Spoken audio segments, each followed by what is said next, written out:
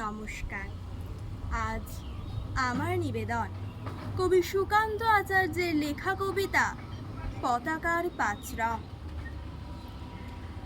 বলো তো দেখি, পতাকায় মোদের কয়টি রং আছে? শিক্ষক এসে শুধালেন হেসে দ্বিতীয় শ্রেণীর কাছে। একসাথে মিলে সব ছেলে বলে চিৎকার করে জোরে, ৩টি বর্ণ রয়েছে রাঙানো জাতীয় পতাকা জুড়ে।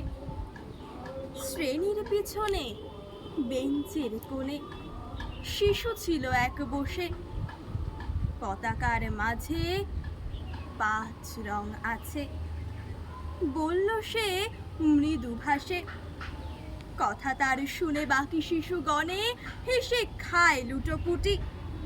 শিক্ষক রেগে বলেন হেকে, বোঝাও কি করে ৫টি?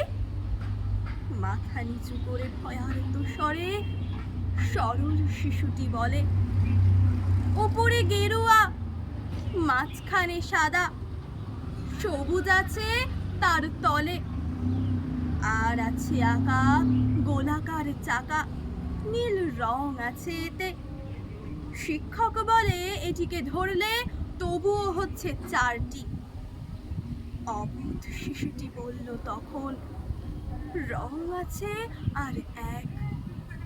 লাল লাল ছোপ দাগ দেখা যায় ওই পতাকার মাঝে। বাবাকে যখন আনলে ওরা কফিনের ঢাকা খুলে, জড়ানো রয়েছে দেহখানা তার পতাকা আর ফুলে। রক্তের দাগে ছিল লাল ছোপ ওই পতাকার মাঝে। এই নিয়ে মোট হলো ৫টি। এবার তো ঠিক আছে।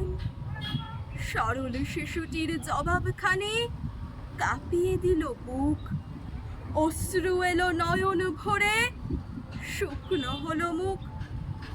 আজও যারা দেশের জন্য করছে বলিদান, স্বাধীনতার শহীদ সম তাদের অমর প্রাণ।